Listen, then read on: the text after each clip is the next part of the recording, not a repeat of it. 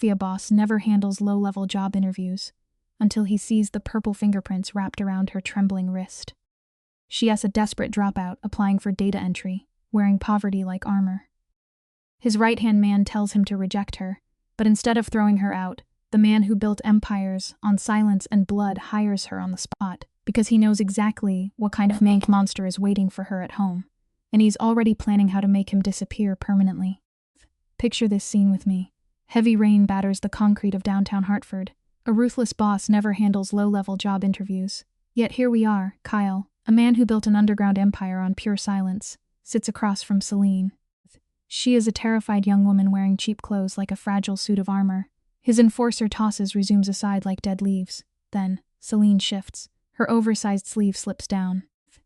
Kyle spots the mark instantly dark purple fingerprints bruised deep into her wrist. A violent ghost wakes up inside his chest. He hires her right on the spot. Stick with me today, because saving her is about to fracture his entire criminal syndicate. We often forget that pulling someone out of the dark can tear your own world apart. Dante is openly annoyed, sliding her thin folder across the polished mahogany and complaining that she is 20 minutes late. Kyle does not even blink. The man has a massive syndicate to run.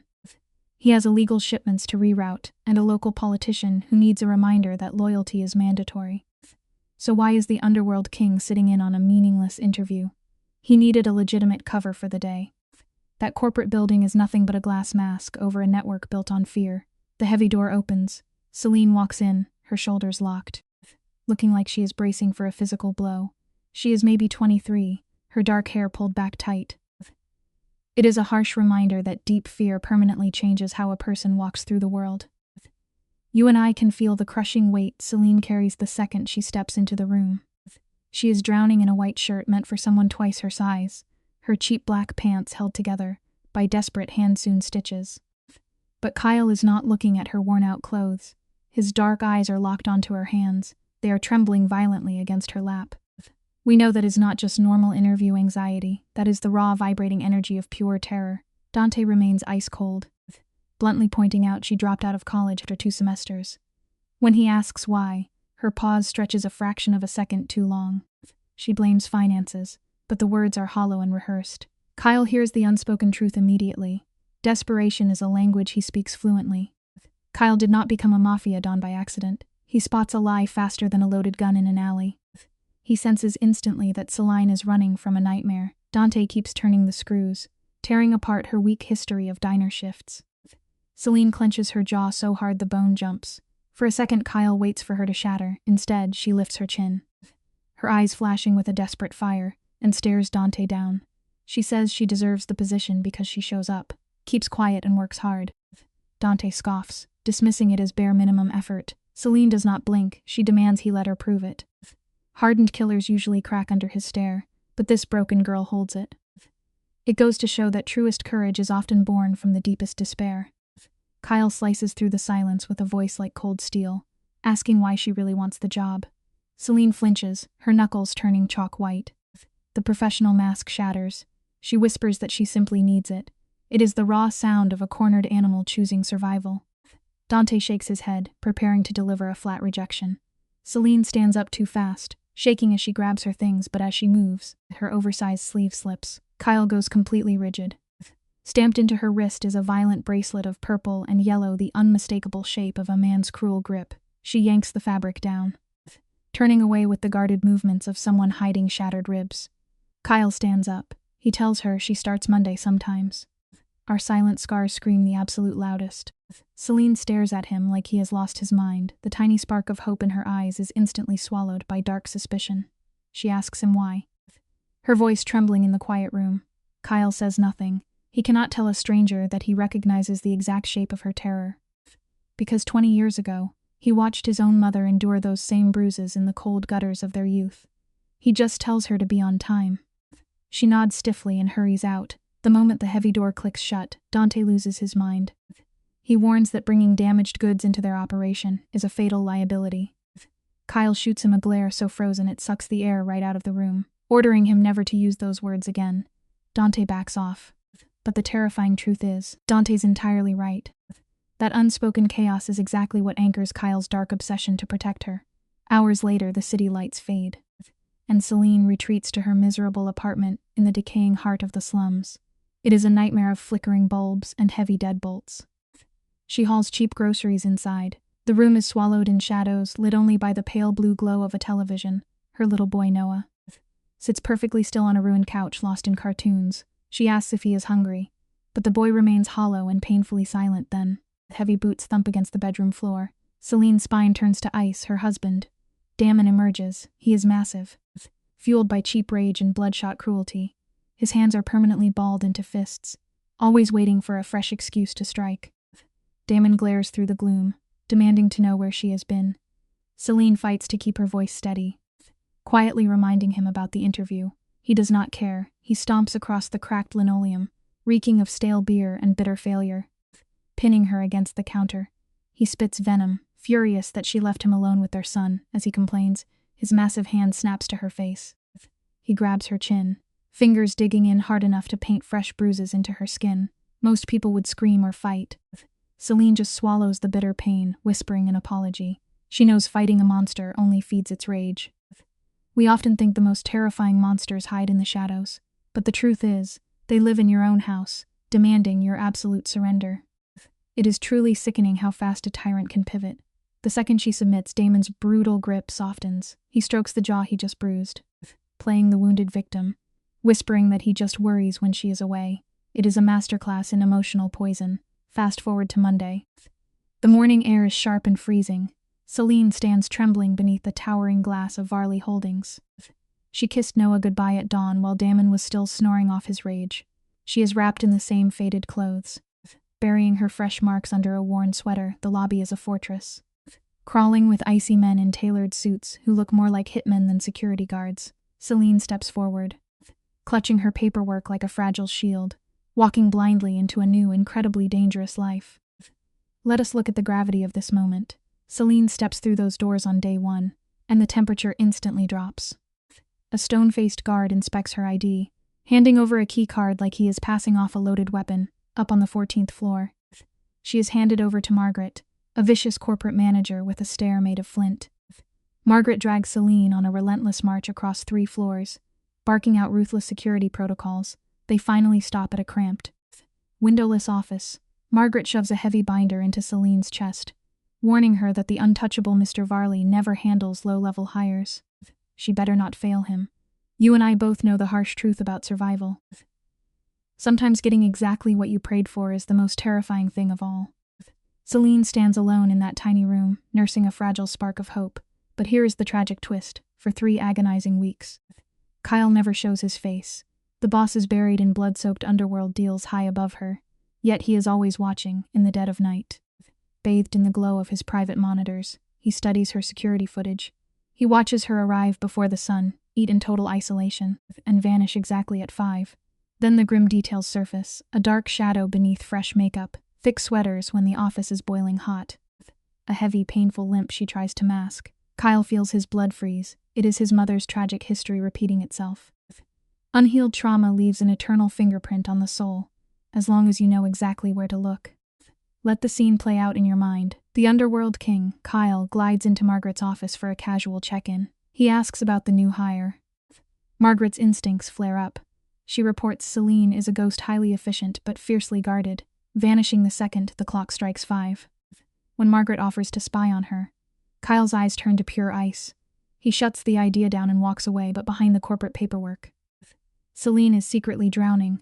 For 6 agonizing weeks she has painted on a brave smile, surviving shifts with bruised ribs and split lips.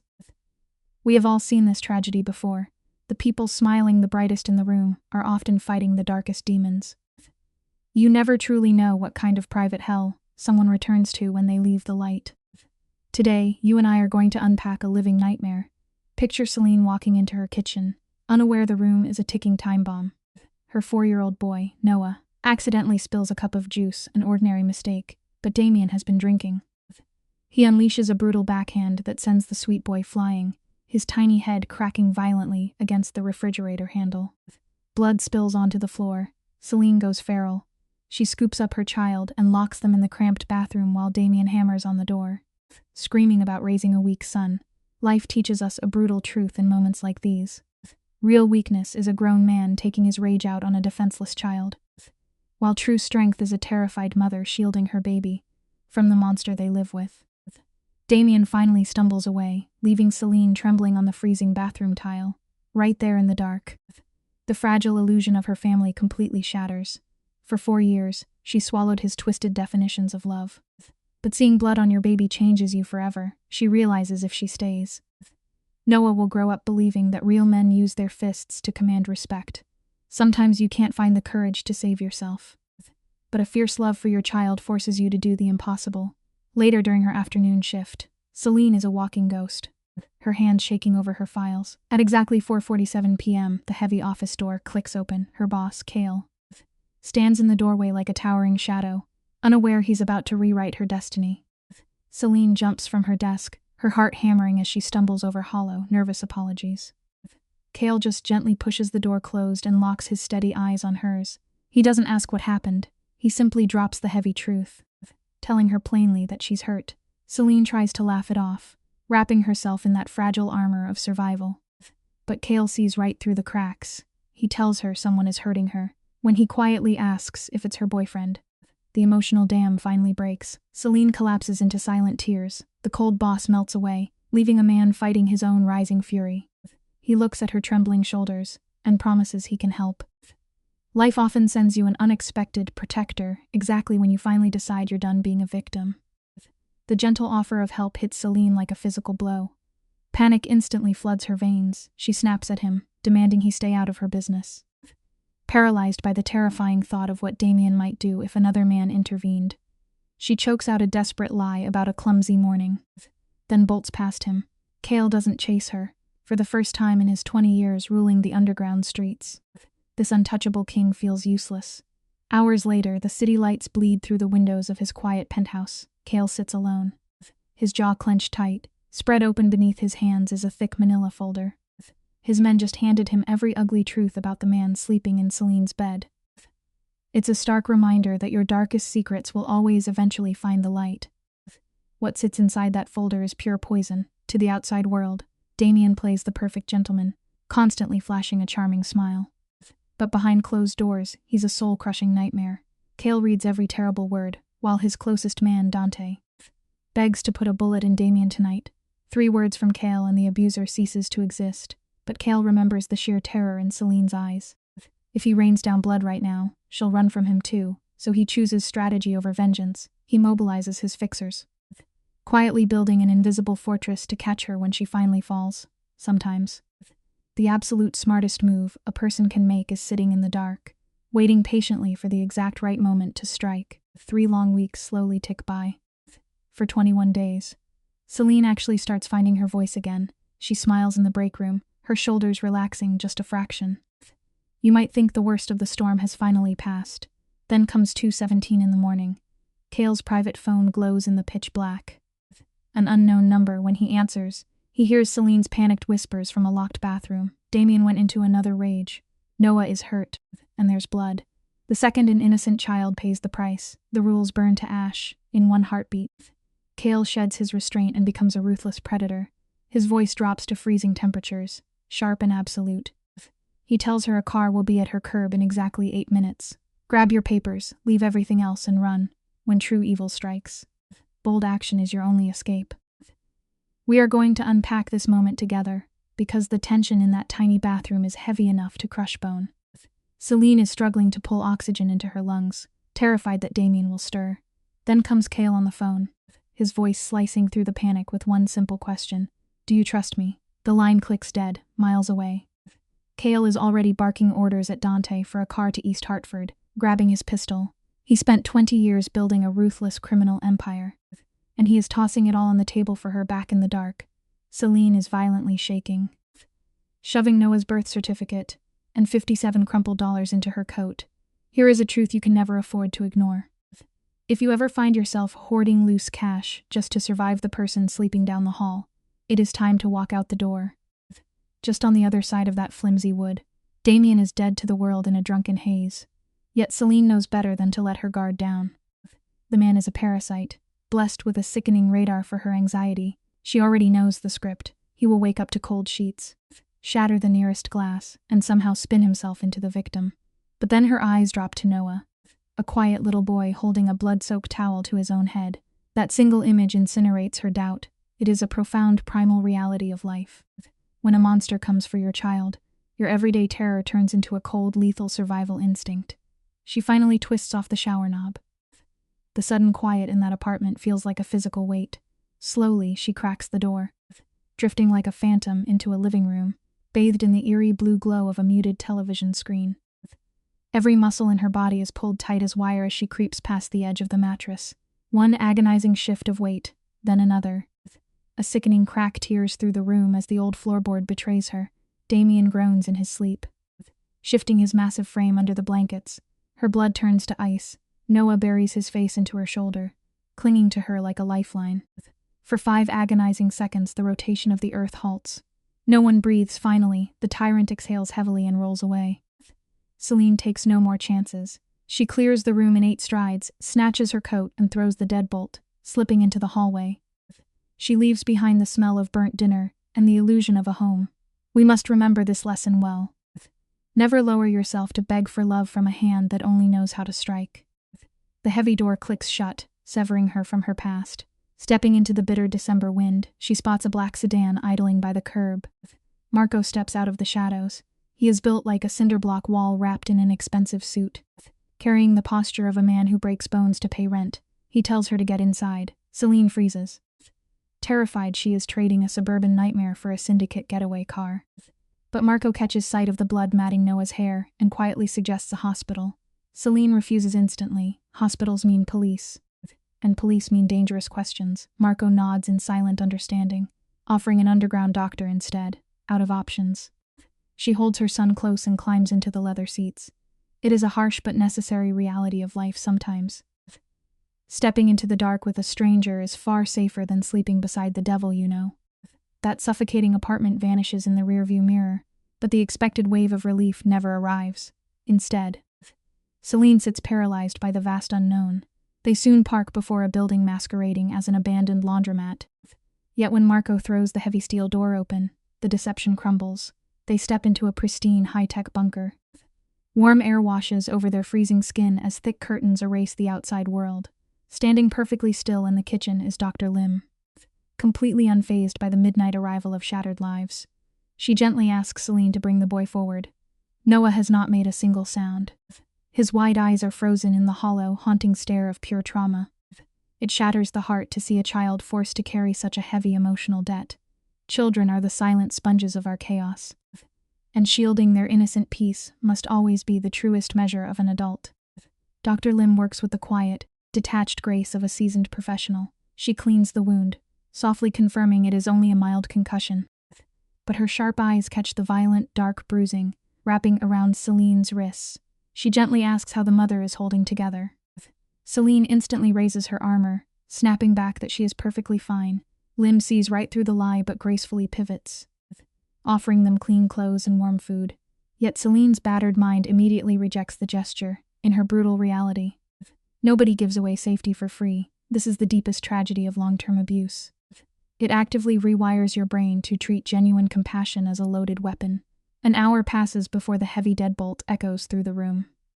Celine stops breathing, dreading that Damien has tracked them down. The door slowly swings open, but it is not the monster she fears, it is Kale. The untouchable king of the underworld has finally arrived. Kale steps into the harsh light and the visual shift is striking. The tailored jacket is gone, sleeves rolled up, stripping away the armor of a king to reveal a quiet, overwhelming gravity. His sharp eyes catch every fraction of pain. Celine tries to hide. Dr. Lim gives a silent nod regarding the boy and slips out. Celine stares, her mind fighting to reconcile why a man who rules the shadows would risk his empire for her. Her voice trembles. "Why are you doing this?" Kale sits across from her, carefully preserving the space between them. "Because you needed help." He holds her fractured gaze, his voice dropping to a rough whisper, promising to keep her safe. The emotional weight in that room is absolute. It leaves us with a profound realization. True safety is a rare gift, and sometimes it arrives from the most unexpected hands. Today, you and I are going to unpack the architecture of this tragedy together. Kyle finally lets his icy exterior shatter. He leans in close, the room heavy with grief, and tells Celine the harrowing story of his mother. For 15 years, she was trapped with a monster who shattered her bones and disguised it as romance. The coroner cited heart failure, but Kyle knows the real killer was pure terror. He was 17 when he vowed never to let another woman fall into that abyss. Overwhelmed, Celine weeps softly into her son's hair, whispering that she feels completely lost. Kyle softens his gaze. "You already did it," he murmurs. "You left. Let this settle deep in your soul. Real courage is not the absence of fear. It is choosing to walk out that door, even when your hands are shaking and you are absolutely terrified." Kyle's absolute certainty should be a soothing balm, but instead it sets Celine's frayed nerves on fire.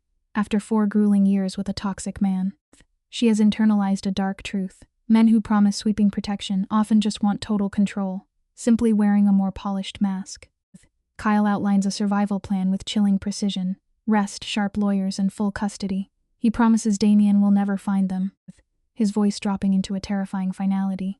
Celine wants to scream that her ex is a relentless predator, but her bones are too heavy with exhaustion. She simply nods. Kyle slips back into the shadows, leaving a massive guard stationed at her door. Celine pulls her sleeping boy closer. "Hear me on this. Doing the right thing rarely feels like a triumphant victory in the moment, usually. It just feels like raw, agonizing survival." The clock strikes 6:43 in the morning. Damien wakes to a suffocatingly empty apartment. He checks the kitchen, finding only stale air and a heavy silence. Noah's bedroom is deserted. Then he sees the open closet door, her clothes, her shoes, that hidden canvas bag, all vanished like smoke. Panic crashes over him. He dials her number, hands trembling, but only gets the hollow click of voicemail. He leaves 2 frantic messages.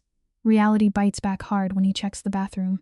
Her toothbrush and the stuffed rabbit are gone. In a single instant, his grand illusion of total control shatters, roaring in blind anger. He slams his bare fist into the drywall, splitting his knuckles open. Let this brutal moment be a warning. You never truly grasp the value of what you hold until it slips away, ruined entirely by your own cruel hands. Damien is unraveling completely, his fragile ego fracturing under her absence. Panicking, he calls Celine's mother to demand if she is hiding there. Linda's voice is sharp as glass. Why would she be here? Damien had isolated Celine so ruthlessly she had not spoken to her family in months. When he orders Linda to call him if Celine shows up, the line goes dead, breathing heavy. His twisted mind refuses to believe Celine is capable of escaping alone. He digs furiously through her email, an account he monitored with an iron grip, and uncovers a message from Varley Holdings, her new job. He remembers the quiet spark of hope in her eyes after that interview, and a dark obsession takes over.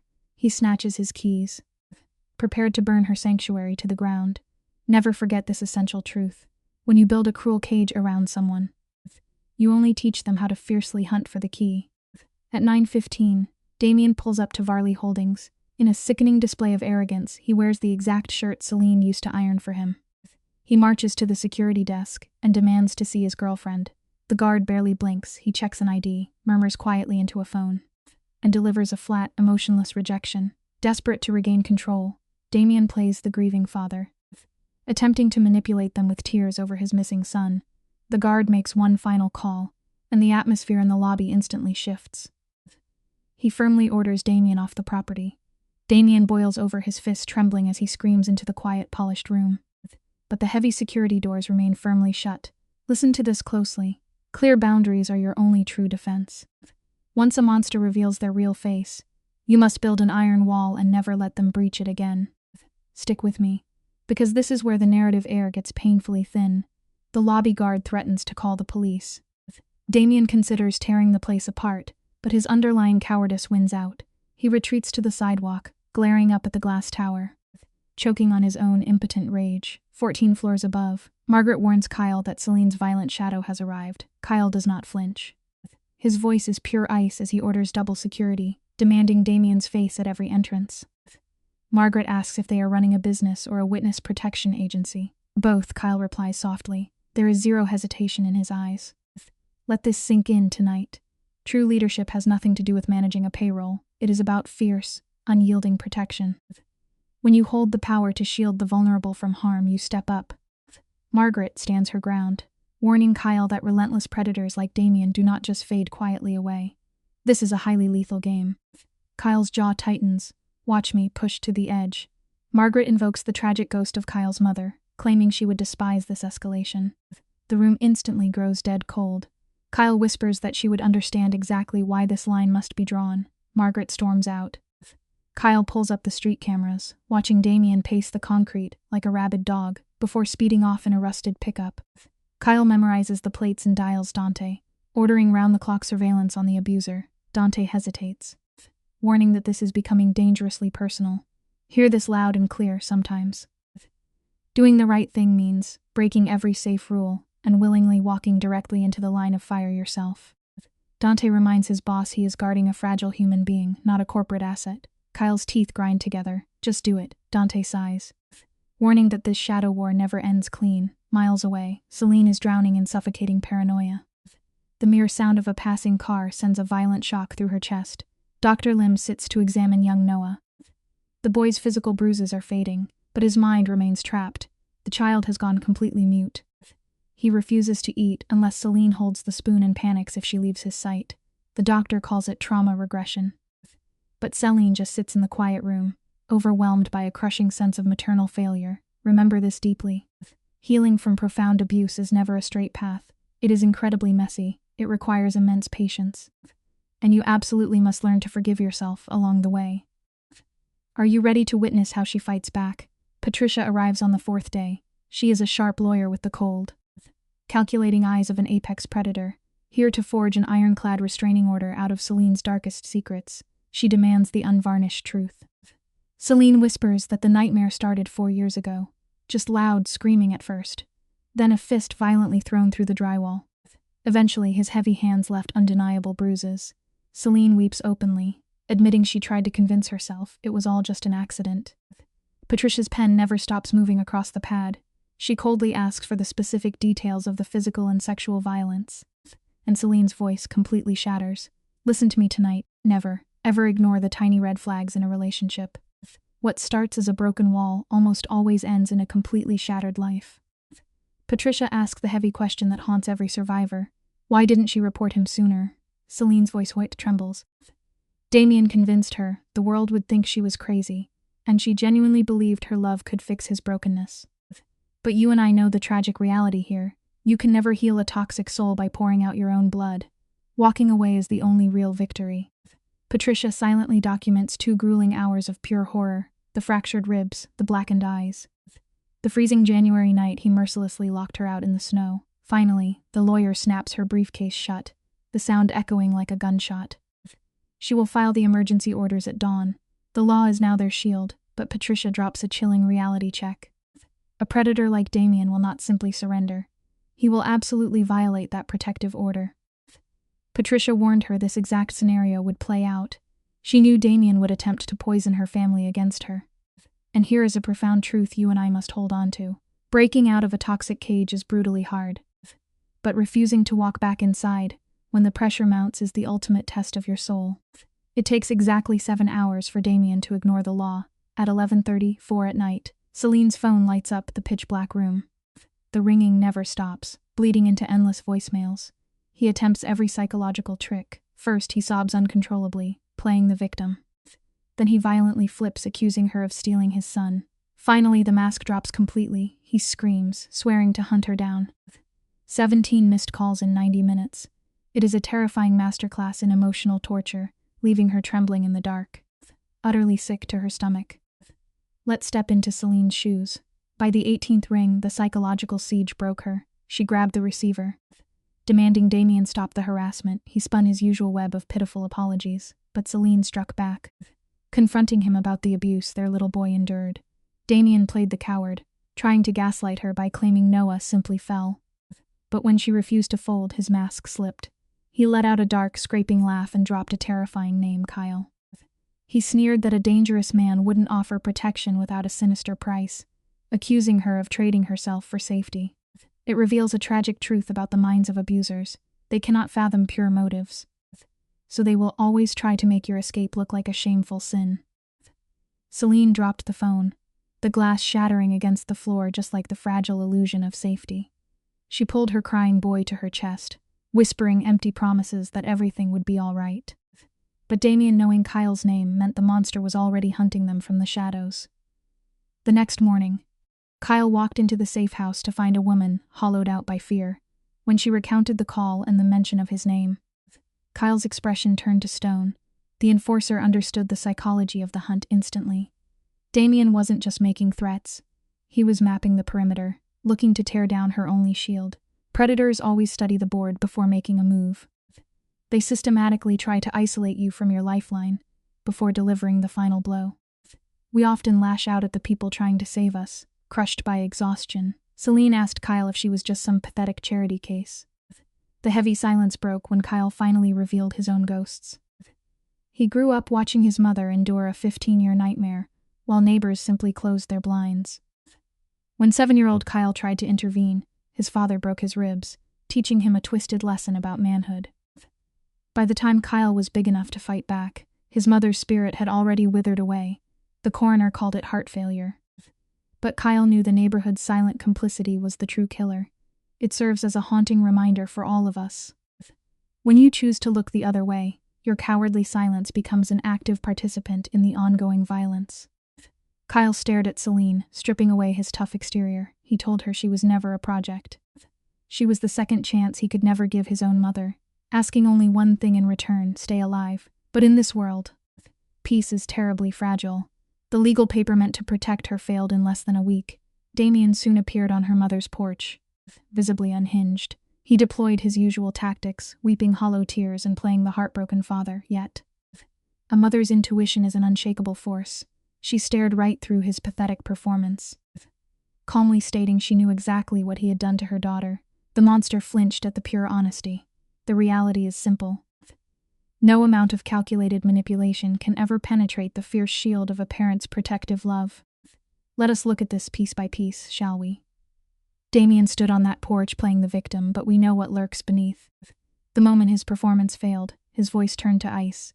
He projected his own sickness onto Celine, calling her the real manipulator.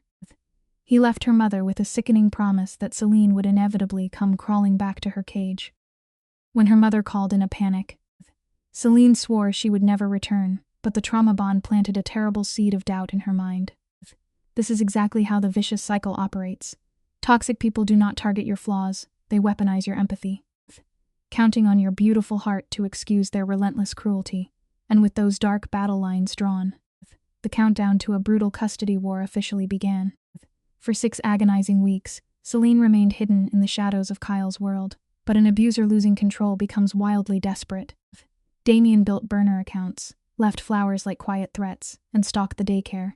He flooded her office lines until Kyle answered, delivering a warning so chilling that Damien abandoned the tactic. Yet, distance does not immediately cure the mind. In the quiet isolation, the poison blossomed. Celine began gaslighting her own memories, entertaining the dangerous illusion that her tormentor had somehow changed. This is the insidious magic of trauma. It quietly repaints your history until absolute cruelty wears the mask of misunderstood passion. Never let the hollow ache of midnight loneliness trick you into returning to a cage you barely survived escaping. Psychology defines this agonizing state as a trauma bond. Celine's brain was literally rewired to associate her captor with survival. You cannot simply erase 4 years of dark conditioning. She endured physical withdrawals, questioning if she was the actual villain. Professionals handed her the cold facts of the abuse, but logic rarely survives the lonely midnight hours. She found herself typing apologies to Damien, her thumb hovering dangerously over the send button. The urge to surrender was profound. We must understand that healing is never a neat, upward climb sometimes. Real bravery is simply deleting a text message before it destroys your peace. Just days before the trial, Kyle found her sitting in the dark, entirely consumed by the toxic ghost of the man she was trying to escape. Sitting across from her in the dim light, Kyle kept a careful distance and offered a listening ear. That was all it took for the dam to break. Celine wept, confessing she was drowning in the rare memories of Damien's sweetness, the gentle apologies and tender moments. Kyle did not judge her. Instead, he offered a profound truth. Predators feed you just enough warmth to keep you doubting the nightmare. He watched his own father perform this exact routine, keeping his mother trapped because she wanted the illusion to be real. When Celine showed shame for her fragile state, Kyle grounded her. True resilience is not the absence of weakness. It is standing at the edge of the cliff and choosing not to jump. In that safe, quiet space, Celine finally admitted her darkest fear. She had almost called her abuser back that night. When Celine admitted she wanted to return, Kyle delivered a brutal reality check. He told her plainly that going back would be a death sentence. The traumatized mind naturally fixates on theatrical apologies, completely ignoring the violence. But those sweet apologies are merely brief intermissions in a dark tragedy. Kyle's voice dropped as he shared his deepest wound. He gave this exact warning to his mother just weeks before she perished, but she refused to listen. He begged Celine to prioritize staying alive over feeling guilty. It is a harsh lesson you and I must carry forward. True survival often requires torching the bridge behind you, so that returning becomes entirely impossible. Breaking down in tears, Celine surrendered her phone, asking the enforcer to erase the monster's number from her life once and for all. Unable to trust her own heart, Celine let Kyle sever the toxic lifeline entirely. Fast forward to the grim morning of the custody hearing. She stood trembling in a borrowed blazer, absorbing her lawyer's strict strategy. Stick to the cold facts and bury all emotion. The legal system deals only in hard evidence, leaving her terrified that her resolve would shatter. Stick with me here, because this is the critical turning point. Walking through those heavy courthouse doors, her stomach plummeted. Damien was waiting in the hall, dressed in a sharp suit, looking exactly like the charming illusion she fell for years ago. Always remember this crucial fact. A flawlessly polished exterior is very often just a pristine mask designed to hide the darkest intentions. The monster was prepared to walk into that room and play the heartbroken victim. The moment their eyes locked, Celine's damaged instincts screamed at her to run back to him. Damien offered a gentle, practiced smile, acting as if 4 years of pure hell were just a misunderstanding. For one terrifying second she almost gave in, but then, the horrifying memory of blood on her little boy's face flashed in her mind. That single image snapped the toxic illusion in half. She straightened her spine and walked past the monster in total silence. Inside the courtroom, the battle was ruthless. Her lawyer went straight for the jugular, dropping medical records, brutal photographs, and unhinged voicemails onto the judge's desk. Damien's defense desperately tried to paint her as an unstable liar. The ultimate lesson here: when a manipulator tries to rewrite your history, the cold, undeniable truth becomes your absolute greatest armor. The judge remained stone-faced, calling her to the stand as a suffocating silence fell over the room. She stepped forward, shaking, and swore on the Bible. Her lawyer, Patricia, started gently, eventually guiding her into the darkest corners of her trauma. Swallowing her terror, she detailed a waking nightmare of heavy blows and snapping ribs, admitting how Damien spun lies to doctors while fear kept her paralyzed. Then came the breaking point. She wept, recalling the night Damien violently shoved their little boy, leaving him bleeding today. You and I must recognize a profound truth about human survival. Witnessing an innocent soul suffer is often the ultimate catalyst, granting a victim the fierce strength to finally break their chains. Her raw honesty anchored the silent courtroom. Damien's attorney approached the microphone, deploying an insidious tactic. He weaponized her mental health, suggesting her anxiety caused her to hallucinate the abuse, claiming she was never physically confined, but she was done shrinking into the shadows. She fired back, exposing how Damien confiscated her keys and monitored her every movement. When questioned why she did not simply leave, she leaned in with quiet defiance. She challenged him, asking if he had ever calculated whether running would result in a faster death than staying. She had remained only because she falsely believed it was safer. The vital lesson here is profound. We must never allow sheer terror to dictate the terms of our existence, even when the path forward seems impossible. The room fell completely silent. The judge delivered the ruling, granting her temporary sole custody and leaving Damien with a mere 2 hours of supervised visitation. The gavel secured a monumental victory. Yet, as she attempted to leave, Damien blocked the aisle. Reawakening her survival instincts, he leaned in, whispering a venomous promise that this was far from over. Before the threat materialized, Kyle intervened like a looming shadow. His heavy hand clamped down on her abuser. With a dangerously low rumble, Kyle declared the reign of terror was entirely finished. Damien attempted a pathetic facade of bravado, but his fragile ego shattered against Kyle's icy presence. The profound life lesson illustrated here is undeniable. True, unshakable power never needs to raise its voice to command respect. Damien simply backed down, humiliated. Kyle guided her away, leaving Damien to his toxic obsession. Later, she sat in the suffocating silence of the safe house. Legal documents declared her free, Yet the room felt unbearably heavy. Suddenly, her phone vibrated violently, answering the unknown number. That venomous voice slithered through the speaker. Damien offered a hollow laugh, mocking the idea that a fortress could keep him away. He coldly vowed she would forever belong to him before the line died. She sat paralyzed in the dark while her son slept peacefully. The fundamental life lesson here is sobering for anyone breaking a dangerous cycle. Escaping the physical flames is merely the first step of the journey. Finding the mental resilience to survive the bitter ashes they leave behind is the true psychological battle. Every shifting shadow made her breath catch. Every creaking floorboard pumped adrenaline into her veins. At 4:17 in the morning, she dialed Kyle in sheer panic. He answered immediately, absorbing Damien's threat without wasting breath on empty platitudes.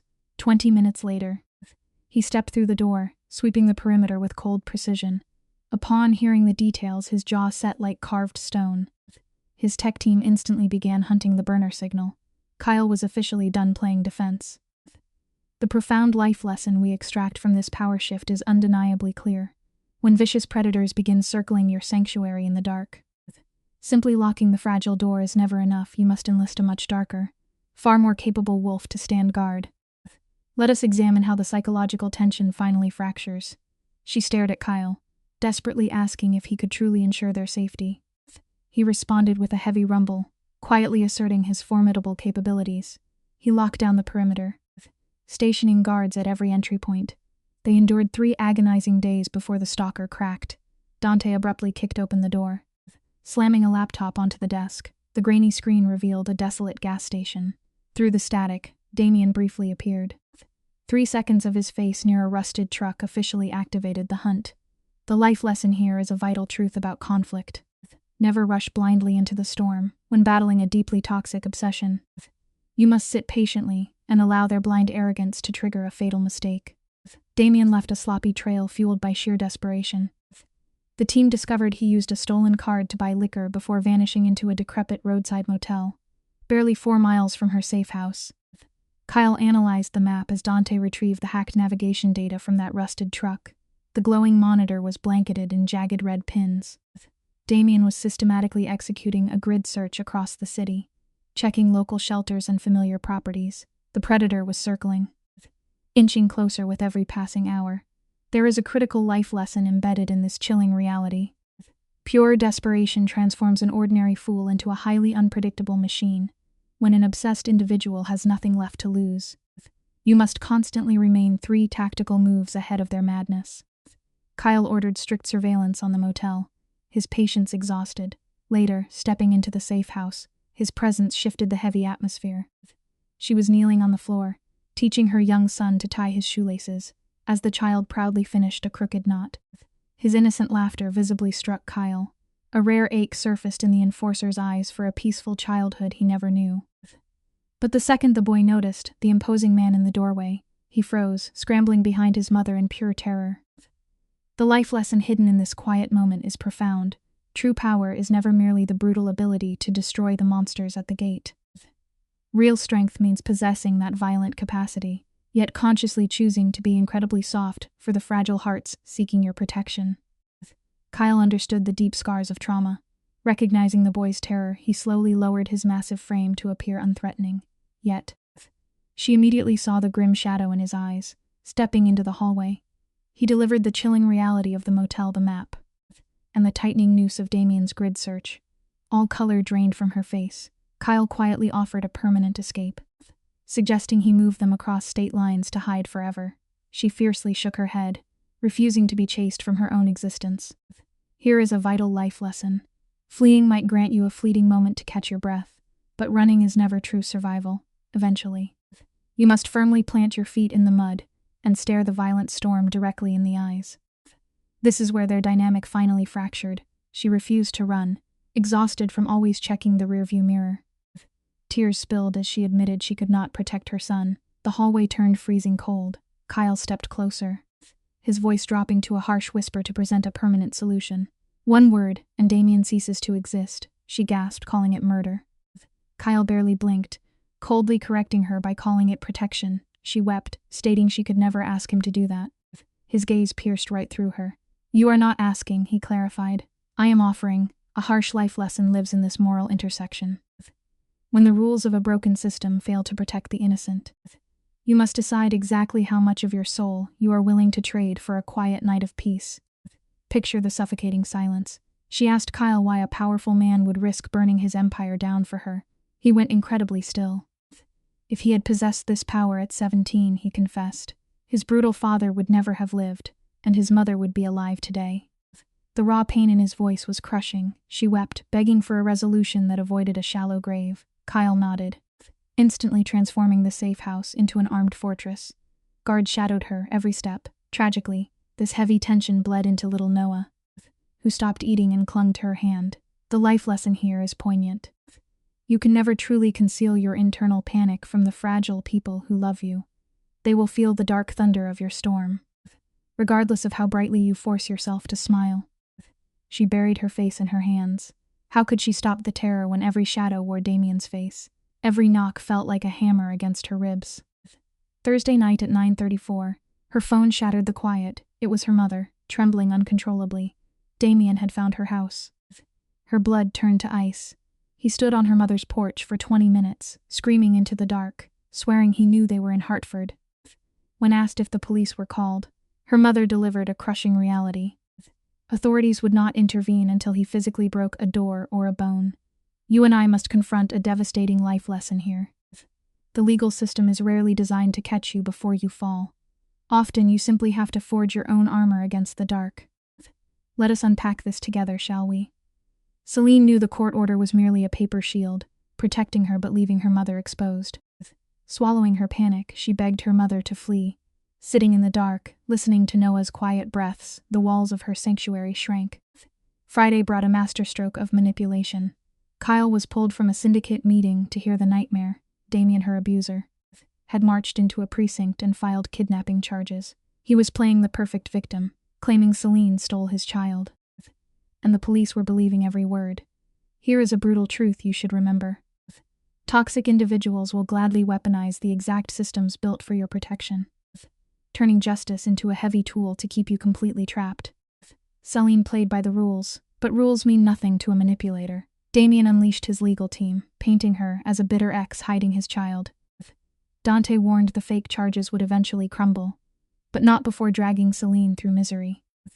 The police demanded an interview and a search of her safe house. Kyle lost his temper, refusing to let them breach the walls he built yet. Resisting only made her look guilty. How do you explain psychological scars to officers who view abuse as a simple argument? Kyle swallowed his rage and hired a ruthless attorney. Then came the final crushing blow. Damien subpoenaed her employment records. The lesson here is timeless. A well-dressed lie will always run a full marathon before the quiet truth even has a chance to tie its shoes. Pull up a chair, because we must talk about the lies we tell ourselves. Dante delivered the crushing news. The police suspected Kyle was financially trapping Celine, running her life like Damien did, only using wealth instead of violence. Kyle went completely rigid. The accusation hit him hard because a quiet shadow in his mind knew it was true. He used his Mafia empire to build her a safety net. But those heavily guarded walls came with an invisible leash, hanging up. This terrifying syndicate boss was frozen. He found her later, folding clothes in the estate he bought to keep her safe. The imagery here speaks volumes about control. You can paint a cage with solid gold and line it with the finest silk, but the person locked inside is still just a prisoner. The laundry basket hit the floor with a crack as Kyle explained the kidnapping charges. Celine broke down. She attended every visitation. Damien was the one who never appeared now. Her abuser was playing the victim.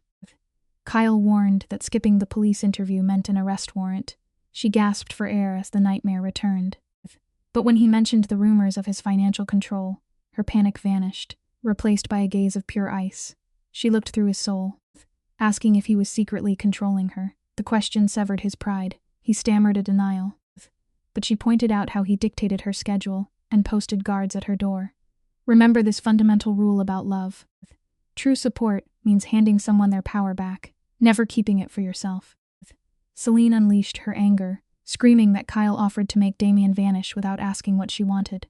Kyle held up his hands, swearing he only meant to protect her, but she shook with fury. She spent 4 years trapped with a monster who controlled her entire life now. She let another powerful man do the exact same thing behind a mask of generosity. Kyle tensed, reminding her he never raised a hand to her. Celine delivered a devastating reality check. By making himself so essential, he ensured she could not function without him. She had simply traded a bloody cage for a comfortable one. The silence between them became suffocating. Kyle felt his heart sink, realizing she was absolutely right. Good intentions will never erase the lasting damage caused by absolute control. A sickening realization washed over Kyle. He had morphed into his ruthless father, confusing dominance with affection. His voice was a whisper when he asked what she needed, wiping her tears. Celine begged for space to figure out who she was without a man pulling her strings. Kyle gave a painful nod and turned to the door. As his hand rested on the knob, she quietly thanked him. He could not find the words to reply outside. He ordered his men to keep their distance but never lose sight of her, driving into the dark. He grieved the loss of a woman he never truly possessed. By Saturday morning, Celine sat in a cold police interrogation room, smelling of stale coffee. Here is the hardest lesson of all. If you really love someone, you must swallow your own fear and let them breathe. Stick with me, because the energy in this room is about to shift. Celine sat up straight, her lawyer placing a recorder on the metal table. The detective attacked, repeating the lie that she kept Damien from his son. Celine fired back with ice in her veins. She drove to the custody center 3 times, and her abuser never showed up. Her lawyer slid time-stamped visitor sheets across the desk. It was undeniable proof she was present while her ex was absent. The detective backpedaled, demanding to know where little Noah was hidden. Patricia shut that down instantly, citing the right to protect a child from a violent man. Life teaches us a simple rule for moments like these. When the world tries to back you into a corner, bring your receipts and absolutely refuse to flinch. The tension became suffocating. Celine's lawyer looked the detective in the eye, stating that revealing Noah's location was a literal death sentence. They negotiated a supervised visit, but the police dropped a bomb. Damien was spreading rumors that Celine was sleeping with her boss, Kyle Varelli, who supposedly used his wealth to keep her trapped. Celine gripped the table until her knuckles turned white, fiercely denying it. Kyle gave her a safe place when she had nothing, without demanding a favor in return. Her attorney terminated the interview, scolding the detective for suggesting a woman could not receive help without selling herself. Let me tell you a secret about this world. Genuine protection never comes with a hidden invoice. Celine escaped to the hallway, gasping for air. Patricia paced the hallway, vibrating with anger. Damien's lawyers set a trap to plant seeds of doubt. They did not need evidence. Their goal was to paint Celine as a manipulator who used rich men, destroying her credibility. A sick feeling rose in Celine's throat. She realized the only way to survive this war was to sever every tie with Kyle. No more financial support, just absolute independence. Sometimes you must set fire to your own safety net, just to prove your legs still work. That evening, Celine made the hardest phone call of her life. She told Kyle she was leaving the safe house so Damien could not weaponize it against her. The crushing silence on his end spoke volumes. He hated the idea, but her mind was made up. The syndicate boss quietly caved, sending his men to help her pack. You and I know this is merely the quiet before the storm. Celine dragged her bags into a freezing studio apartment. The window latches were rusted, but the space was finally hers. No Mafia soldiers watching the perimeter, just a mother protecting her boy. As sirens bled through the thin walls, doubt started eating at her mind. Then her phone buzzed in the dark. No caller ID, she answered, and the blood drained from her face. Damien's chilling whisper slithered through the speaker. He let out a dark laugh, mocking her attempt to leave her powerful protector. The monster had been sitting outside her building for 3 days. He watched her carry those boxes. He watched her tuck her son into bed. The lesson here is brutally terrifying. Real monsters never just let you quietly walk away. Celine forgot how to breathe. The air in her lungs turned to ice as Damien gloated that no one was left to hear her scream. The line went dead. She sat frozen until heavy footsteps echoed down the hallway, stopping outside her door. 3 slow knocks. It was the kind of sound that paralyzes you to the bone. Pure adrenaline flooded her veins. Celine snatched Noah from his bed, clamping a hand over his mouth, and scrambled into the tiny bathroom. Damien sang her name, violently rattling the doorknob. Then came the sickening click of the main lock giving way. He was inside, her hands trembling. She secured the flimsy bathroom lock and dialed for help, begging the police to hurry. When absolute darkness finally finds you, raw survival instinct is the only thing you have left. Through the thin walls of a home she tried to rebuild, Celine listens to her sanctuary being torn apart. You and I know the terror of waiting for help that feels a lifetime away. Glass shatters, echoing her fragile peace. Damien stalks through the rooms, his heavy boots stopping right outside her hiding place. She holds little Noah tight, absorbing his tremors. The brass knob rattles. When the wood splinters under Damien's furious weight, the raw horror peaks until distant sirens pierce the dark. He freezes, hisses a suffocating promise that she will never be free, and vanishes. Celine crumbles to the floor. Here is a harsh truth of survival. The violent moments of an attack are terrifying, but the deepest trauma always takes root in the devastating silence that follows. Let us pause for a moment. This is the intersection where pride must be buried so survival can begin.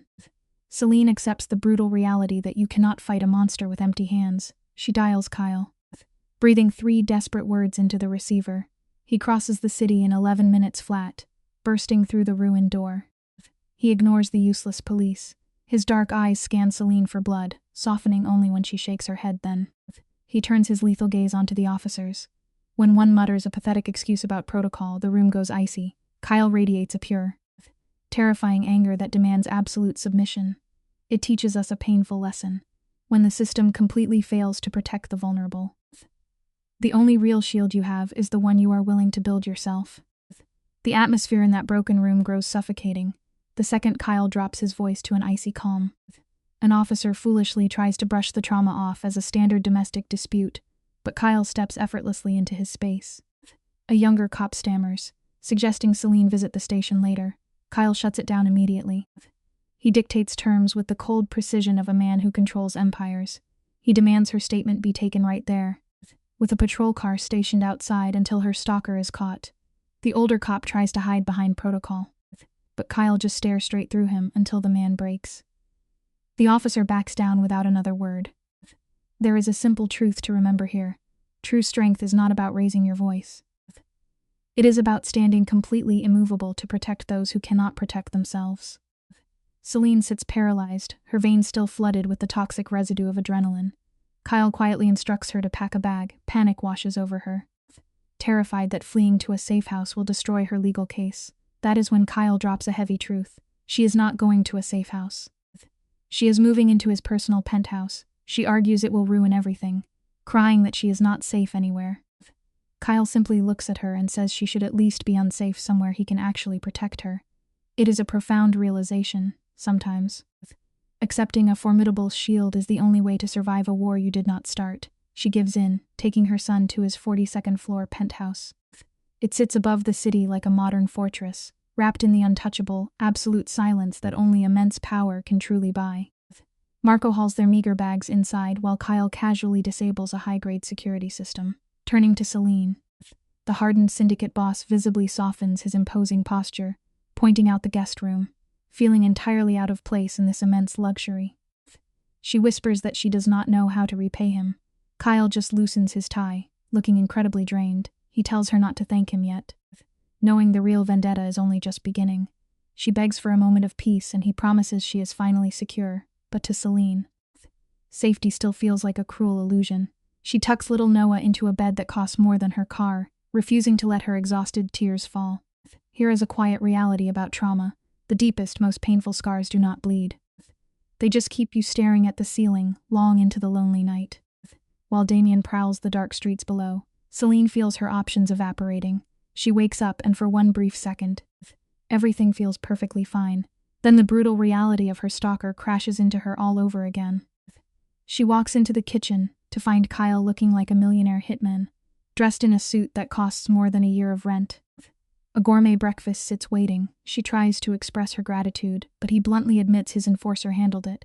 They share a deeply tired look, silently confessing neither of them slept a wink. The tension is thick as they sip their bitter coffee. Then Kyle sets his mug down, declaring they must end this nightmare permanently. You and I can both see the absolute lesson here. No matter how much money someone has, true peace of mind is the only luxury that really matters. You and I need to understand what a permanent solution means in this world. Kyle lays out the cold facts. Damien broke the restraining order, and Dante tracked the coward down to a cheap motel. Celine naturally wants to call the police, but Kyle shuts that instinct down. The law is buried in slow bureaucracy. By the time they move, Damien will be a ghost. So Kyle pitches a darker alternative. He plans to send his crew to snatch her ex, hold him captive, and deliver him with hard evidence. Celine panics, calling it a literal kidnapping. Kyle smoothly rebrands the violent act as a citizen arrest, making it clear he is not asking for permission. The lesson here is crucial. The official rules will not always protect you, and sometimes taking control of your safety means stepping entirely outside of them. This is the moment Celine finally sees the real Kyle Varley. He is not just a protector. He is a highly dangerous boss who makes massive problems disappear, and now, he wants to weaponize that exact darkness just for her. She nervously asks what happens if things go sideways, but Kyle does not even blink. He promises to handle the fallout, dropping a heavy reality check on her shoulders. He is not playing the shining hero. He simply wants to give her the power to stop living in constant terror. That hits Celine deep, considering fear has been her baseline for 4 agonizing years. Here is a truth we can all learn: merely surviving a toxic, abusive situation is never actually living. You have to find the strength to fight back. She snaps out of her paralysis and tells him to do it. Kyle locks in, ordering her to stay hidden behind Marco. When Celine asks what happens next, Kyle gives an ice-cold answer. He simply grabs his jacket and states he is going to end this. The Starlight Inn is exactly the kind of grim place where dreams flatline. Kyle parks 2 blocks away, his eyes locked on the decaying motel through tinted windows, while Dante hacks the security feeds. Room 23 shows 0 movement for 40 minutes. Kyle analyzes the layout in dead silence: 2 floors, broken cameras, and 4 heavy hitters waiting. The police are still 30 minutes out with a warrant, but Kyle no longer cares. If Damien resists even slightly, Kyle is prepared to put him in the ground. Here is a stark life lesson when a quiet, fiercely patient man finally loses his temper. The only smart move is to start running. His men cover the exits and the final trap is officially set. Kyle and Dante approach the motel room. Enveloped in a dead, unsettling silence, Kyle knocks hard against the flimsy door, but the hollow sound goes unanswered. Dante slips a master key into the lock, pushing the door open to reveal a scene of terrifying chaos. Empty bottles litter the stained carpet, and the bed is destroyed. But the true horror lies on the walls, completely covered in secret, obsessive photos of Celine and her son. Damien has built a literal shrine to his madness, yet the monster himself is gone. The back window is wide open, marked with fresh scuffs. Just then, Marco calls Kyle, and the syndicate boss feels his blood turn to absolute ice. Marco frantically reports that Celine has vanished from the penthouse. Let this be a lesson. Never assume you have the upper hand until the game is over, because the board can flip in a single heartbeat. You can only imagine the pure panic tearing through the mind of Kyle. Marco swears he merely turned his back for 5 minutes, and Celine vanished. Kyle unleashes his men, his voice trembling with a dark vow that if Damien has her, someone will die today. But the twisted reality is that Celine made this highly dangerous choice on her own, standing in that silent penthouse. She realized that hiding behind powerful men was keeping her trapped. She had received a chilling text demanding she meet at Bushnell Park, or spend her entire life looking over her shoulder. Every red flag screamed at her to stay put, but she walked right into the fire anyway. Listen closely to this. Sometimes you must face the terrifying monster in the dark, just to realize it is only made of shadows. She was paralyzed with fear, but she was finally done being a powerless victim. Celine grabbed her little boy and slipped out the moment Marco looked away. The elevator ride down felt like descending into an abyss. Her heart hammering against her ribs, she threw herself into a cab, the driver catching the raw terror in her eyes. But she just ordered him to drive. 20 agonizing minutes later, she stands at the edge of Bushnell Park, clutching her son tight as she scans the crowd. Then she spots him. Damien sits slumped under a dying oak tree. The terrifying monster from her nightmares looks absolutely pathetic, thin, unshaven, and radiating miserable energy. He smirks, arrogantly claiming he knew she would come back. You and I have probably both seen this kind of toxic control before. Holding on to a painful past is exactly like drinking deadly poison and expecting the other person to slowly die. We often watch victims of abuse freeze, paralyzed by the sheer weight of their history. Celine tried to hold her fragile composure as she asked Damien what he wanted. He deployed his classic manipulation tactic, swearing he was ready to change. It is a tired script she had endured after every terrifying night locked in a bathroom. But Celine was finally awake, believing his twisted lies used to be easier than packing her bags, but this time, She looked him dead in the eyes and offered a single word. No. It felt like stepping off a cliff. Watching his face twist from a pleading victim into unmasked rage. Here is a simple, meaningful life lesson for us all. Setting firm boundaries will always anger the exact people who used to benefit from you having absolutely none. You and I probably both know what it is like to hit an absolute breaking point. Celine called Damien out, stripping away his carefully constructed mask. She reminded him of the horrific moment he shoved their young son, Noah, into a table. He fell back on his usual crutch, blaming the alcohol, but Celine was finished attending his pity party, pulling Noah close. She declared they deserved a life entirely free from fear. For a fleeting second she believed he might actually walk away. Instead, his hand struck like a viper, bruising her wrist as he hissed that she was his property. As her son screamed, something profound broke within Celine. She did not cry, she ignited. Life teaches us a valuable lesson here. You simply cannot keep a fire trapped in the dark forever, without it eventually burning the whole house down. Celine was officially finished shrinking her soul to fit inside the suffocating corners of Damien's fragile ego. The air in the room hung thick, but the years of suppressed terror suddenly evaporated. In its place rose a pure, blinding survival instinct. She did not blink, nor did she flinch.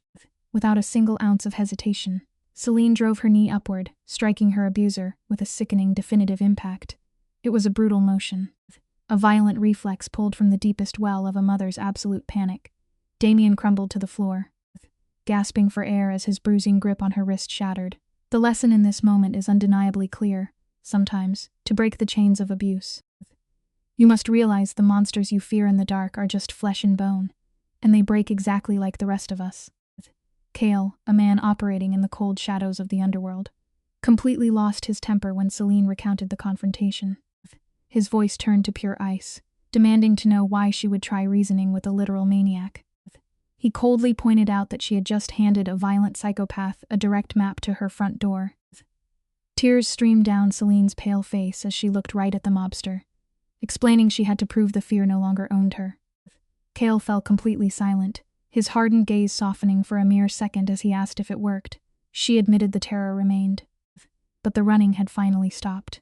The simplest life lesson is often the hardest to practice. The bravest thing you can ever do is look your deepest fear in the eye and absolutely refuse to take another step backward. The atmosphere in the penthouse grew suffocatingly heavy as Cale looked Celine dead in the eye, delivering a brutal reality check. He warned her that Damien was completely unhinged, a dangerous man who viewed restraining orders as useless scraps of paper. Cale laid out two unforgiving choices. They could wait for Damien to put Celine or her son in the hospital before the law cared, or Cale could make the abuser permanently disappear, no body, no evidence, just a ghost in the wind. Celine flashed back to 4 agonizing years of trauma, remembering how easily the legal system abandons the vulnerable. When she asked about the consequences for him, he did not even blink. Here is a difficult but true life lesson sometimes. You have to draw your own firm line in the sand when nobody else will protect the people you fiercely love. Cale spoke with a chilling calm, detailing exactly how Damien would fade into a forgotten cold case. It was the unshakable confidence of a true underworld boss who understood the architecture of violence. Celine battled the heavy weight of her conscience, but the memory of her little boy crying in the dark anchored her resolve. She realized morality is a quiet luxury a desperate mother can no longer afford and told Cale to make the call, yet, the second his finger hit the dial pad, she stopped him. Celine demanded to be the one who set the trap. If she was orchestrating this nightmare, she needed to own every single piece of it. Cale tossed her a burner phone, and her hands trembled as she dialed the monster. The life lesson here is undeniably potent. Facing your inner demons head-on is truly the only way to take your stolen power back. The call connected instantly, and Celine felt her stomach plummet, drawing a shaky breath. She demanded a meeting at an abandoned warehouse on the edge of town. No police, no lawyers. Damien paused, his paranoia creeping through the receiver as he wondered if she was setting a trap. Celine fed him a desperate lie, claiming she just wanted to fix their broken family. He bought it completely. This reveals the twisted arrogance of abusers, who genuinely believe their victims will inevitably crawl back. The moment she hung up, Cale began making cryptic calls to his enforcers. He told Celine the crew was set, but she had to stay safely behind. She desperately wanted to watch Damien fall. But here is an important lesson about closure sometimes. Stepping away and letting karma take the wheel is the most empowering move a survivor can possibly make. Let us look at this pivotal moment together. You and I, Celine, sat in a shadowed penthouse, holding her sleeping child. Waiting for the Mafia hit she just ordered on the man who used to tuck this boy into bed. She knew Kale was right. Once you step into the underworld, that dark stain never truly washes out, but the universe has a wicked sense of humor. 10 agonizing minutes passed before her phone shattered the quiet. It was Kale, and his voice was colder than winter wind. Damien had not walked into the warehouse alone. He brought a loaded weapon and a hostage. Celine's blood turned to ice when the mobster dropped the horrifying truth. The hostage, shivering in the dark, was her own mother. A vital life lesson emerges right here. The dark chaos we invite to solve our problems often drags innocent people directly into the devastating crossfire. Through the phone speaker, absolute chaos spilled into the quiet luxury of the penthouse. Celine could hear Kale barking furious orders, the thud of car doors slamming, and the soul-crushing sound of her mother screaming in sheer terror. The trap she carefully constructed had completely backfired. Now the gentlewoman who raised her was caught in the crosshairs of a desperate man, and the agonizing guilt rested entirely on Celine's shoulders. In a blur of panic, she sped recklessly through the city streets. The warehouse loomed ahead like a rusted nightmare, bathed in harsh moonlight, surrounded by Kale's enforcers moving like a strike force. The life lesson here is harsh but necessary. We can never truly control the ripple effects of vengeance, and retaliation almost always exacts an unexpected, heavy toll from those we love the most. Marco plays the loyal soldier, begging Celine to stay safely inside the car, but Celine is entirely done taking orders. Her voice drops to a deadly whisper as she sharply reminds him she does not work for his Mafia boss. She rips her arm away and bolts toward the danger. Dodging 2 of Kale's massive guards, she kicks open the heavy metal doors.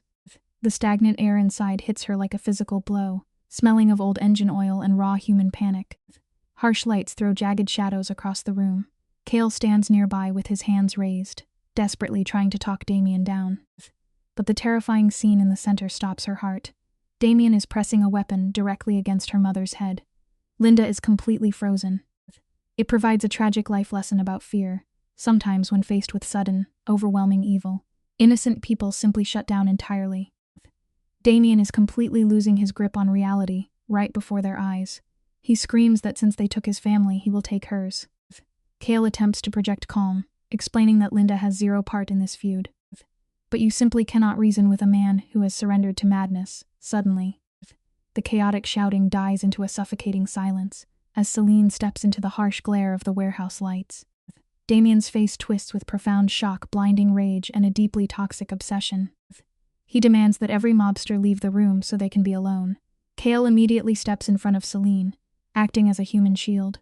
Refusing to back down, Damien tightens his shaking grip on the cold steel and swears he will fire. A sobering life lesson echoes in this room.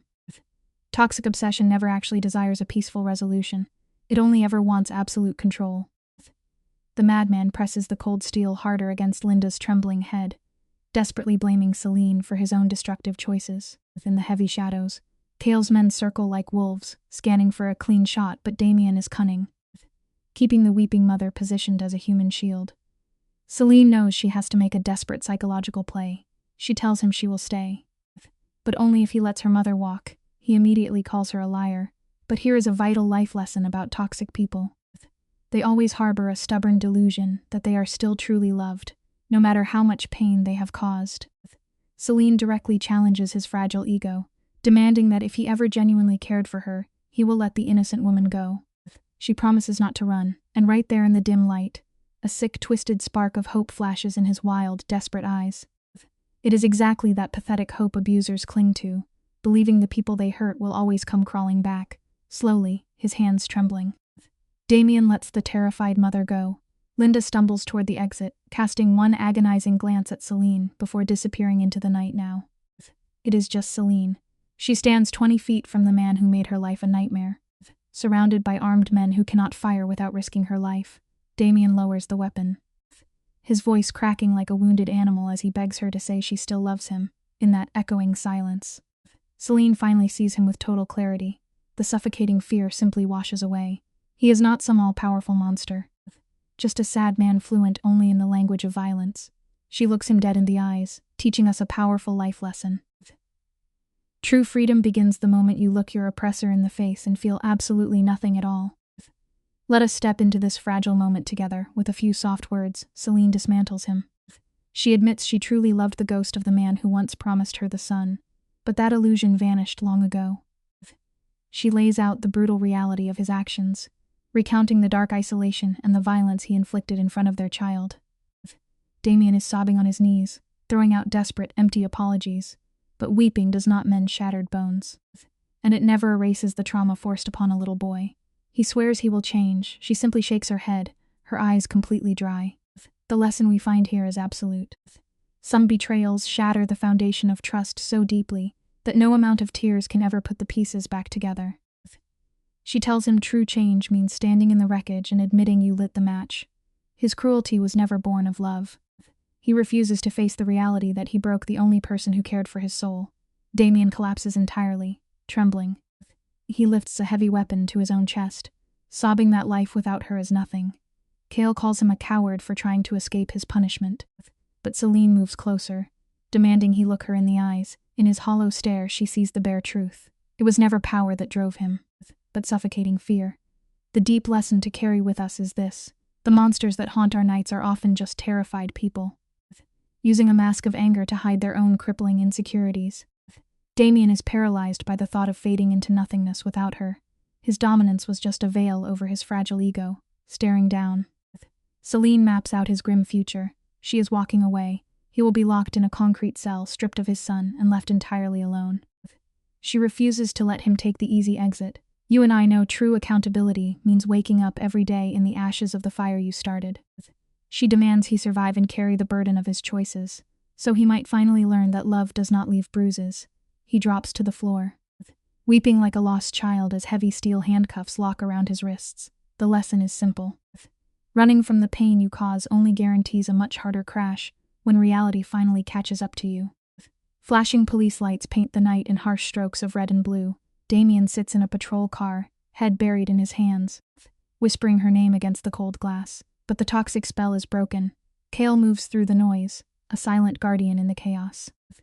Celine is not just safe today, she is completely liberated. Her friend pulls her into a fierce embrace, demanding she never apologize for surviving the storm. Kale delivers the final word. Damien faces 20 long years in a cell and the permanent loss of his son. Celine will raise her boy in the light. The simple truth to remember is this: standing firm against someone who tries to break your spirit is a terrifying battle, but it is the only true way to shatter the cycle of pain and reclaim your life. Celine absorbs the news, yet her chest feels empty. She asks Kale about his old plan to erase Damien completely. Kale meets her gaze with quiet calm.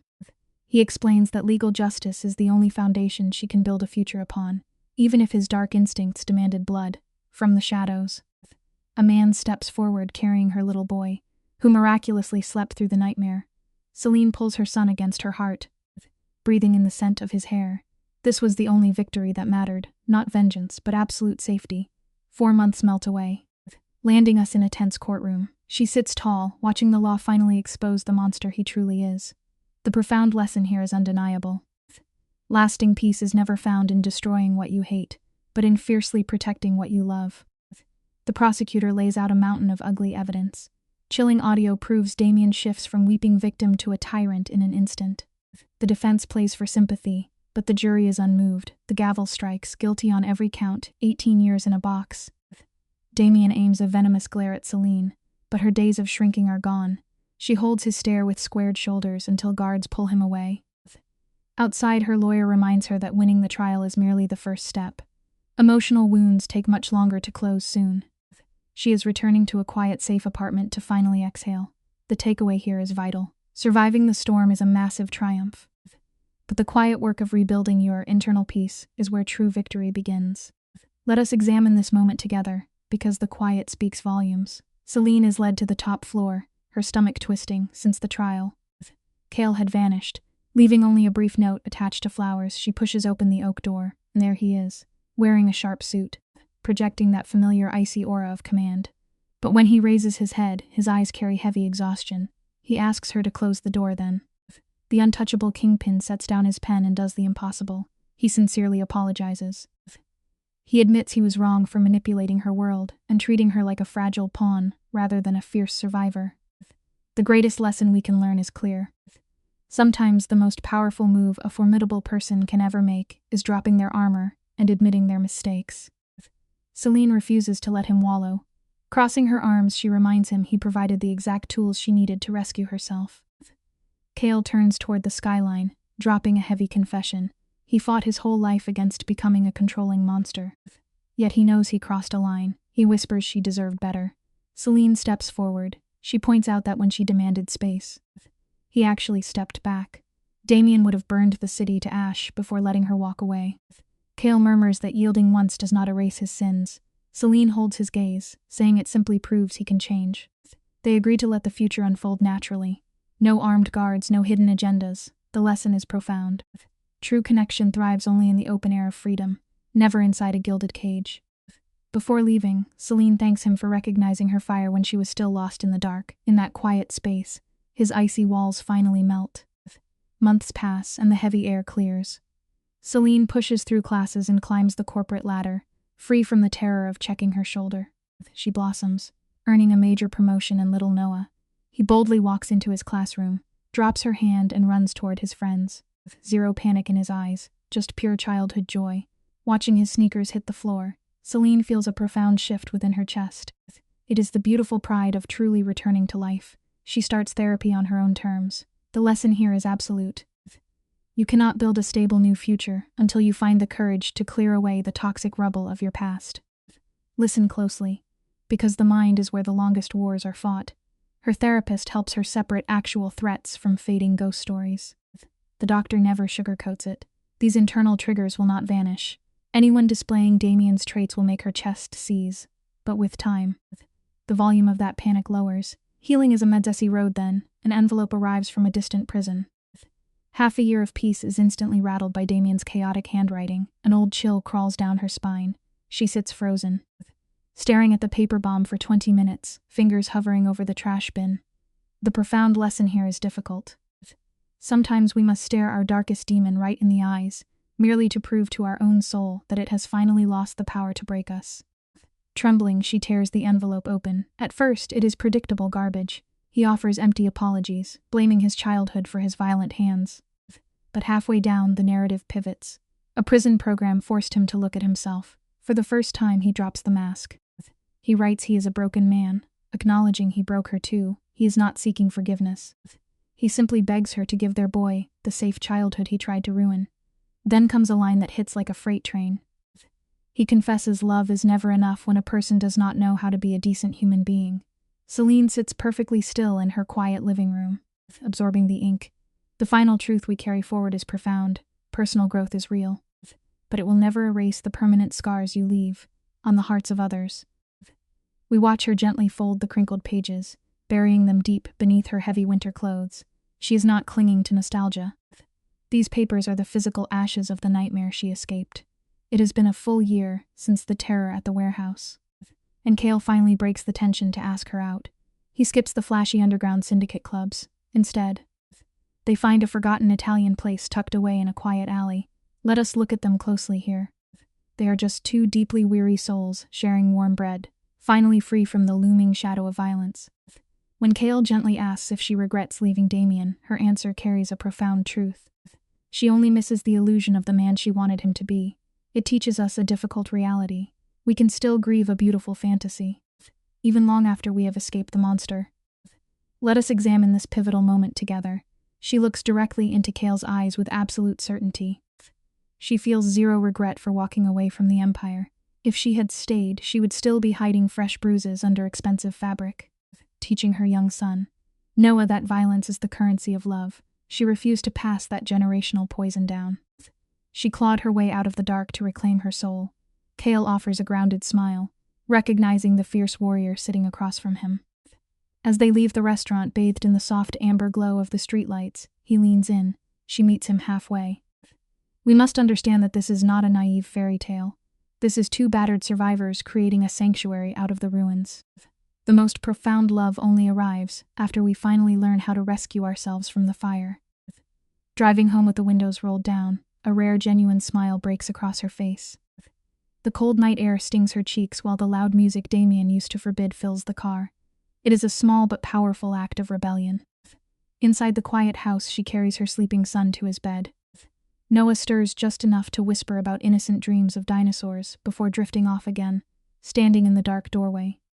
The absolute magnitude of her survival washes over her.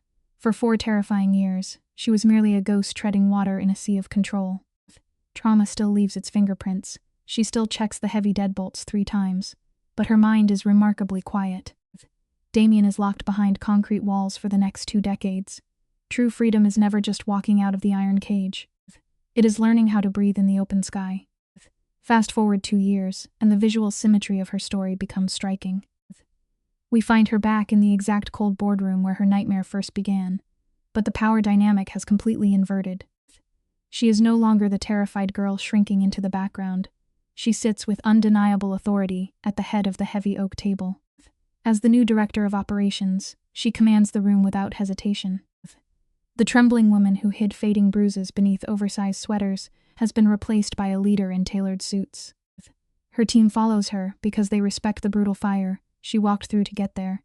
It is a fascinating evolution of character. You cannot simply ask for respect in a ruthless world. You must survive the blistering flames and forge your own throne from the ashes. When the heavy boardroom doors finally click shut, the silence of her victory hangs thick in the room. Kyle steps inside, quietly sliding an envelope across the polished desk. Inside is massive financial restitution for the agonizing years she spent suffocating under Damien's iron grip. Kyle looks past her professional armor, validating that she earned every cent by surviving the unspeakable.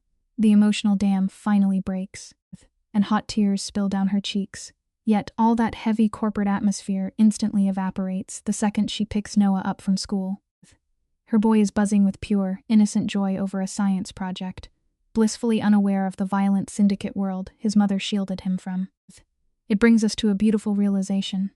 The absolute greatest victory a parent can ever achieve is simply allowing a child to remain a child.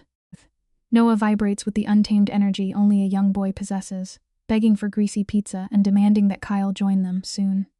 They are sitting in a gritty, neon-lit corner joint. When Kyle pushes through the glass door, his tailored suit is rumpled, his tie undone like a man stepping off a grueling midnight shift. Noah immediately launches into a chaotic rant about baking soda volcanoes. It is pure childhood nonsense, but watch how Kyle reacts. He anchors his intense gaze on the boy, offering him the exact same gravity and respect he would give a syndicate boss. Seeing this beautiful dynamic unfold across the chipped table, the last remaining ice around her traumatized heart completely melts away. It is a profoundly quiet revelation. She realizes that out of the violent wreckage of her past, she has organically grown a beautiful chosen family. Let us sit with this scene for a moment. Have you ever experienced that exact second when the past simply stops hurting? The city park feels remarkably different for her tonight. There are no unseen threats lurking in the shadows. Kyle quietly asks if she still thinks about her former abuser. She does not even flinch. The terror that once consumed her has faded, leaving Damien as nothing more than a powerless ghost. When she turns the psychological mirror onto Kyle's own broken father, he offers a devastating truth. Some souls are too deeply shattered to fix, and bleeding on their sharp edges will only destroy you. He admits he wanted to save her, but she ultimately saved herself. He merely provided the tools. She swung the heavy hammer. It is a harsh but necessary reality we must all accept. True healing only begins the moment you decide to rescue yourself. For the very first time, she feels entirely bulletproof. This strength does not come from having a dangerous man standing guard at her door, but from forging her own spirit into iron. Fast forward 5 quiet years, we find her sitting in a stunning apartment she owns completely. Noah is 10 now, happily packing his bags for summer camp. The boy is radiant, his memory mercifully scrubbed of the dark nights spent cowering from his father's explosive rage. Psychologists call this selective amnesia a blessing, and they are absolutely right. Shielding his innocence was always her ultimate mission. Watching him check his gear with a bright, easy smile, she sinks into the sofa, letting the profound weight of her survival wash over her. We must remember that true peace is brutally difficult to earn, but it is incredibly beautiful when it finally arrives. She and Kyle have been running the syndicate board together for 3 highly successful years. They do not need a piece of paper to validate the bond forged in survival. Instead, They built a quiet sanctuary out of the burning ashes of their pasts. It is a fascinating character study. Kyle had to unlearn being a cold bodyguard to become a vulnerable partner, while she had to realize that accepting a protective hand does not equate to weakness. They processed their trauma through words, not violence. As she looks out over the glittering skyline, she sees the exact same streets that once watched her bleed. The contrast is staggering. 3 hours away, trapped in a cold concrete cage, Damien is rotting in his 13th year of isolation. The monster who once dictated her every move has been completely erased from her universe.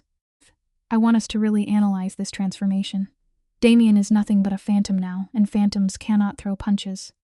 Catching her reflection in the window glass, she sees a stranger in the best way possible. At 33, she is covered in invisible psychological scars, yet absolutely unbreakable. She defeated an underworld explicitly designed to consume her. And here is the core truth of her story. She did not survive because a mythical knight rode in to save her. She survived because she realized she had to be her own savior, later standing on the windy balcony. Kyle softly asks if she feels scared with Noah away at camp. She nods, but it is no longer the suffocating terror of her past. It is a profoundly healthy fear. It is the beautiful, undeniable proof that she finally has a life worth losing. This is where the cruel architecture of generational pain finally reveals its purpose. She turns to Kyle and completely shatters his darkest internal belief. For decades, he viewed his mother as a tragic failure, wasting her life trying to fix a poisonous man. But she looks into his eyes and reshapes that narrative. His mother did not fail. She endured the darkness just long enough to brand the true meaning of strength into her son's soul. Because of that living nightmare, Kyle possessed the exact emotional blueprint needed to pull her from her own hell, in a deeply haunting way. His mother reached across time to save them both. As Kyle chokes on a quiet sob, we are left with a powerful realization. The agonizing battles fought by those who came before us often become the exact tools we use to survive our own wars. Looking back at the terrified woman she used to be is a haunting experience. She once believed love was inherently tied to pain, keeping her locked inside a cycle of violence with no visible exit. But that version of her is permanently buried. She has transformed into a fierce survivor. Her experience proves that courage is never the absence of terror. True strength is feeling your hand shake violently and executing your escape plan anyway, staring down at the endless city lights. She knows thousands are fighting silent wars behind closed doors tonight, but she finally won hers. Her ultimate freedom is not found in corporate titles or penthouse suites. It lives purely in her son's laughter and her own unbroken reflection. Remember this vital lesson. Nobody will ever just hand you your freedom. You must claw your way out of the dark to take it. You and I have unpacked the dark psychology of this cycle together. But the most beautiful part of this story is how it finally concludes. No cinematic hero dropped from the sky to rescue her. The nightmare ended because Celine made the terrifying choice to drag herself out of the shadows. It is painfully easy to remain in a poisonous room, simply because your eyes have adjusted to the dark.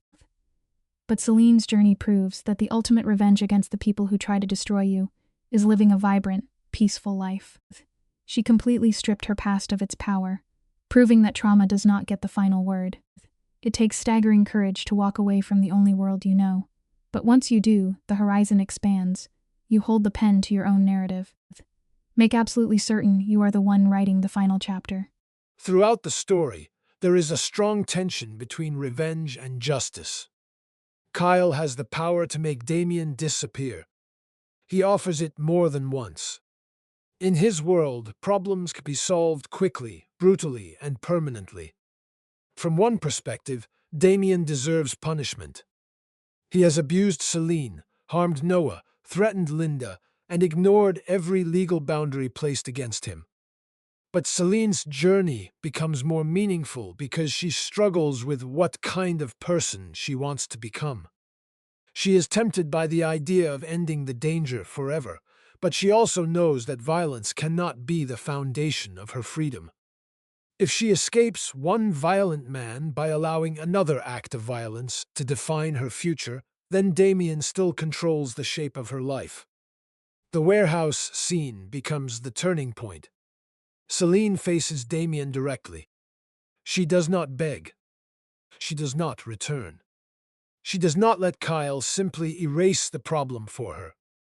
Instead, she speaks the truth to Damien's face. She tells him what he did, what he destroyed, and why she will never come back. This is justice in its deepest form: truth, accountability, and consequence. Damien is arrested, tried, and sentenced. It is not instant revenge, but it is a real ending. Celine walks away without blood on her hands, and that matters. She gets to rebuild without carrying the moral weight of becoming like the violence she escaped. For viewers, the lesson is powerful. When someone hurts us, anger is natural. Wanting consequences is not wrong. But healing requires us to choose who we become after pain. Justice protects the future. Revenge keeps us tied to the past. Celine's victory is not that Damien suffers. Her victory is that she survives without losing herself.